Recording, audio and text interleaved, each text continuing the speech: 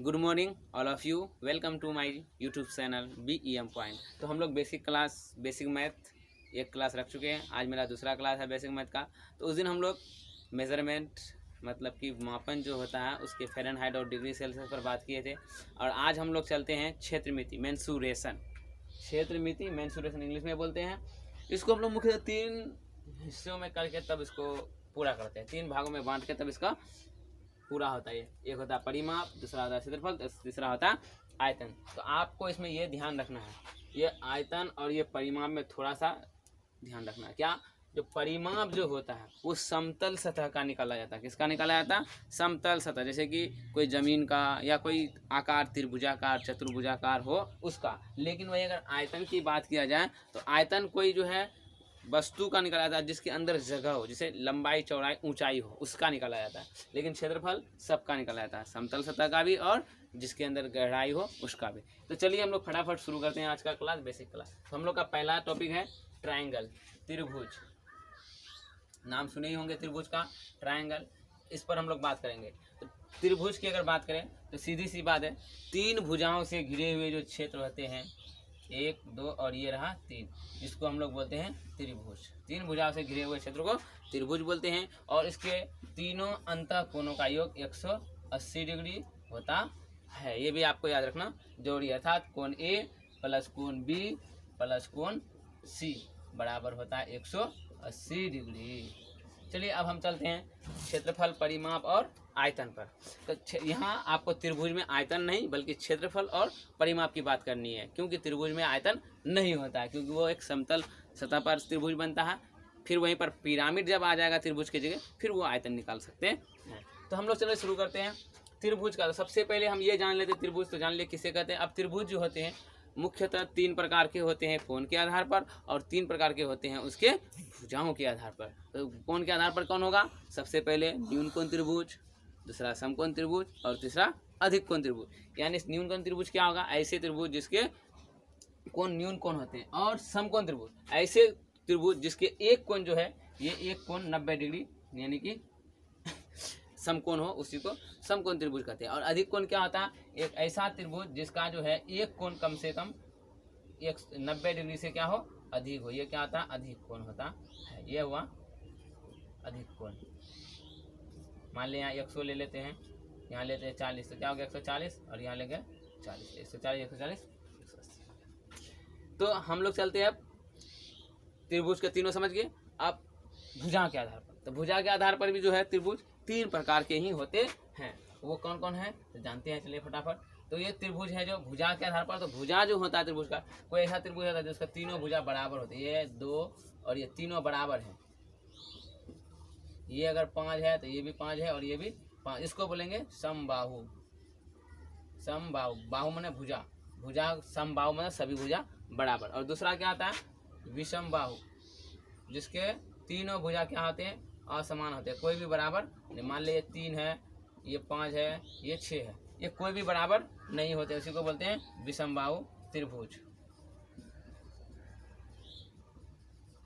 और तीसरा होता है क्या? जो समद्विबाहु त्रिभुज। कौन त्रिभुज? समद्विबाहु त्रिभुज। समद्विबाहु में क्या होता है?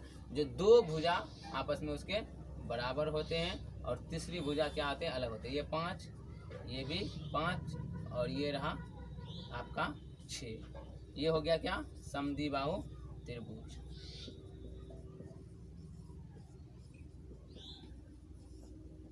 तो चलिए हम लोग त्रिभुज के बारे में जान लें। अब त्रिभुज के क्षेत्रफल पर जाते हैं। त्रिभुज का क्षेत्रफल निकालने के लिए कई तरीके हैं, अलग अलग त्रिभुज के भी अलग अलग हैं, और जो त्रिभुज जैसा होता है उसका क्षेत्रफल निकालने के लिए अलग अलग हम फॉर्मूला का इस्तेमाल करते हैं क्षेत्रफल और। लेकिन परिमाप के लिए कोई अलग से फॉर्मूला 2 ही होता है, बस एक समबाहु त्रिभुज का और एक बाकी सबका। तो सबसे पहले चलते हैं, शुरुआत करते हैं त्रिभुज का समकोण त्रिभुज से। तो समकोण त्रिभुज का जो क्षेत्रफल, समकोण त्रिभुज का क्षेत्रफल क्या आता है? 1/2 गुने आधार गुने ऊंचाई। उसको ऊंचाई और लंब भी कहते हैं, लंब भी कहते हैं ऊंचाई को, याद रखना है। तो ये हुआ आपका लंब, वही होता है जो 90 डिग्री के एंगल पर खड़ा होता है सीधा, और आधार वो होता है जो नीचे होता है जिस पर ये त्रिभुज टिका होता है। तो हम क्या करेंगे, ये मेरा AB जो होगा ये हो जाएगा क्या? लंब, और ये BC जो है इसका हो जाएगा आधार। ये हो गया मेरा समकोण त्रिभुज का क्षेत्रफल, लंबाई 1/2 आधार गुना ऊंचाई। उसी तरह अगर हमारे पास कभी कभी ऐसा आता है कि तीन भुजा जो होते हैं, तो तीन भुजा में दो भुजा दिए होते हैं, एक भुजा हमको नहीं दिए होते हैं, ज्ञात करना, तो इसको हम लोग नाम देते हैं, इसका नाम है कर्ण, ये है लंब और ये है आधार। तो लंब, आधार और कर्ण के संबंध में पाइथागोरस नाम का एक गणितज्ञ बहुत ही अच्छा एक थ्योरम दिया है, यानी प्रमेय दिया है। उसको बोलते हैं कि कर्ण का वर्ग लंब का वर्ग और आधार के वर्ग के योग के बराबर होता है, अर्थात कर्ण स्क्वायर बराबर लंब स्क्वायर प्लस आधार स्क्वायर। इससे हम लोग क्या आता है, जो भी इनसे सिर्फ कर्ण ही नहीं बल्कि कर्ण, लंब या आधार, अगर इनमें तीनों में से दो हमारे पास मान दिया हो, तीसरा मान अगर ज्ञात करना हो, तो इस स्थिति को हम लोग लगा के तीनों में से किसी का भी मान ज्ञात कर सकते हैं।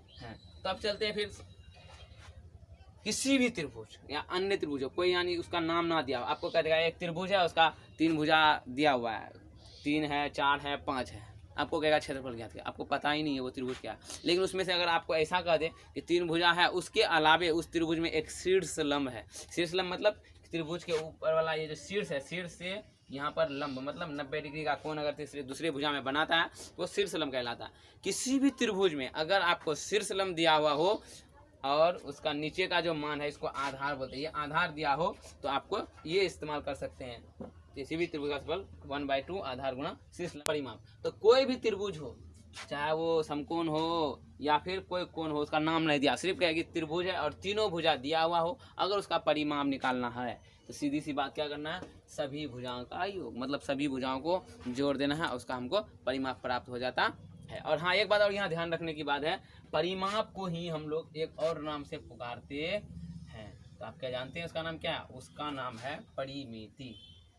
परिमाप को ही हम लोग परिमिति भी कहते हैं, याद रखना है आपको, तो घबराना नहीं है। तो चलिए अब हम लोग समकोण त्रिभुज के बाद समबाहु त्रिभुज की ओर, किसके तरफ चलते हैं? समबाहु त्रिभुज। समबाहु त्रिभुज आपको बता दिए कि तीनों भुजा क्या होते हैं? समान होते हैं। तो समान होते हैं तो हम लोग को अगर समबाहु त्रिभुज का भुजा को हम लोग क्या करेंगे? ए कहते हैं। क्या कहते हैं? ए। तो उसका क्या फॉर्मूला होता है? √3/4 × a², मतलब √3/4 गुना भुजा का स्क्वायर अगर करते हैं हमको समबाहु त्रिभुज का क्षेत्रफल प्राप्त हो जाता है। अगर ऐसा होता है कभी कभी कि समबाहु त्रिभुज का हमको क्षेत्रफल दिया होता है और उसका एक भुजा भी दिया होता है और उसके बीच में हमको जो है एक ऊंचाई निकालने के लिए बताता है, क्या कहता है? एक ऊंचाई, जैसे अभी बताया था शीर्ष लंब, तो उसको निकालने के लिए अगर कहा जाए तो उसके लिए क्या है? ये फॉर्मूला है √3/2 × भुजा। अब क्या उसका समबाहु त्रिभुज का परिमिति भी होगा, यानी परिमाप, तो उसका होता है क्या? तीनों भुजा तो बराबर होते हैं, इसलिए 3 को 1 से भुजा से गुना करते हैं, यानी 3a। अब चलते हैं हम लोग विषमबाहु, मतलब जिसका तीनों भुजाओं में कोई भी भुजा बराबर नहीं हो, तो उसका कैसे निकालते हैं? उसके लिए हमारे पास एक नया फॉर्मूला है, यहाँ s × s - a, s - b × s - c। तो घबराना नहीं है, ये s क्या है? a। तो a तो भुजा हुआ, a b c 3 भुजा हुआ। s क्या होता है? जो किसी भी त्रिभुज का अर्ध परिमाप, अर्ध मतलब आधा परिमाप। तो परिमाप क्या बताए थे अभी कुछ देर पहले? सभी भुजा को जोड़ना, मतलब a + b + c तीनों को जोड़ना है और 2 से भाग कर देना, तो क्या हो जाएगा मेरा? s = a + b + c/2। तो इससे हमारा अर्ध परिमाप निकल गया और ये फॉर्मूला। और इस फॉर्मूला का हम लोग एक और नाम से जानते हैं, इसको बोलते हैं हीरोन सूत्र। हीरोन सूत्र, बस याद रखने के लिए थोड़ा लिख दिए हैं, हीरोन सूत्र। अब चलते हैं हम लोग चलते हैं समद्विबाहु त्रिभुज में। समद्विबाहु त्रिभुज, ये हुआ विषमबाहु, ये हुआ समबाहु, और तीसरा नंबर समद्विबाहु त्रिभुज। समद्विबाहु मतलब जिसका दो भुजा बराबर होता है और तीसरा भुजा बराबर नहीं अलग होता है। तो उसके लिए हम लोग क्या करेंगे? उसी हीरोन फॉर्मूला से एक नया फॉर्मूला तैयार है, s × s - a × s - b का होल स्क्वायर। और उसका s निकालना है कैसे? तो वहाँ जो तीनों जोड़ते थे, यहाँ क्या करना? 2 गुना b का। क्यों करना है? क्योंकि ये दोनों भुजा तो एक जैसा होता है उसका, इसीलिए ऐसा करना। चतुर्भुज पढ़ेंगे, त्रिभुज अभी हम लोग पहले पढ़े, अब चतुर्भुज।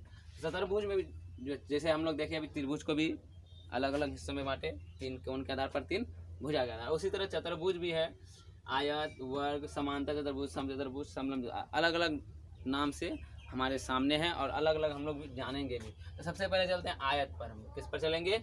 आयत पर। तो आयत क्या होता है? तो इसको इस प्रकार बोलते हैं कि इसके आमने सामने की भुजा बराबर हो और प्रत्येक कोण 90 डिग्री का हो। देख लिए, ये हुआ चौड़ाई, अगर ये 5 है तो ये भी 5 होगा, अगर ये 10 है तो ये भी 10 होगा। मतलब आमने सामने की भुजा बराबर होती है। यहाँ पर अगर ये इसको आधा कर दिया जाए, इसको आधा कर दिया जाए, तो दो समकोण त्रिभुज वहाँ पर हमारा बनता है। और इसका हम लोग विकर्ण जो है, विकर्ण निकालने के लिए कर्ण बराबर लंब स्क्वायर प्लस आधार स्क्वायर जो फॉर्मूला था याद रखेंगे, उसका हम यहाँ इस्तेमाल कर सकते हैं। तो अब चलते हैं हम आयत के और सारे बातों में। तो आयत का क्षेत्रफल सबसे आसान, लंबाई गुना चौड़ाई, जो मुंह में हमेशा आते रहता है, लंबाई गुना चौड़ाई। इंग्लिश में उसको लंबाई को एल, चौड़ाई को बी बोलेंगे तो एल बी हो जाएगा, लंबाई चौड़ाई। अब लंबाई चौड़ाई जब निकलता है तो यहाँ से हम और भी दो फॉर्मूला अपने मन से बना सकते हैं, या फिर जैसे भी हो आप बोल सकते हैं। अगर क्षेत्रफल दिया हो, लंबाई या चौड़ाई दोनों में से एक कोई भी मान दिया हो, हम दूसरा मान निकाल सकते हैं। अगर हमको क्षेत्रफल दिया है और चौड़ाई दिया है तो लंबाई ज्ञात कर सकते हैं, क्षेत्रफल दिया और लंबाई दिया तो चौड़ाई भी आसानी से ज्ञात कर सकते हैं। अब चलते हैं आयत का परिमाप पर। तो आयत का परिमाप क्या होता है, 2 इंटू लंबाई प्लस चौड़ाई। इसका मतलब ये हुआ 2 गुना लंबाई प्लस चौड़ाई, मतलब इसका सभी भुजाओं का योग करते हैं, लंबा लंबा बराबर है, चौड़ा चौड़ा बराबर है, इसलिए 2 को कॉमन लेके लंबाई प्लस चौड़ाई बनता है। इंग्लिश में ऐसे लिखेंगे 2 इंटू एल प्लस बी, छोटा होने के लिए ऐसा लिखना अच्छा रहेगा आपके लिए। अब क्या आता है आयत का विकर्ण। विकर्ण आपको पता है, ये विकर्ण, इसको निकालने के लिए आपको पहले बताया, यहाँ बता चुके थे क्या आगे, इसका स्क्वायर स्क्वायर वही देखिए, हैं लंबाई स्क्वायर और चौड़ाई स्क्वायर हम लिखे यहाँ पर। ये हो गया आपका विकर्ण निकालने का तरीका। अब ये विकर्ण निकालने के बाद आप ये भी कर सकते हैं कि इसका जो है, जिस तरह यहाँ परिमाप और लंबाई दिया है, परिमाप और लंबाई दिया, चौड़ाई ज्ञात करना है, तो कैसे करेंगे।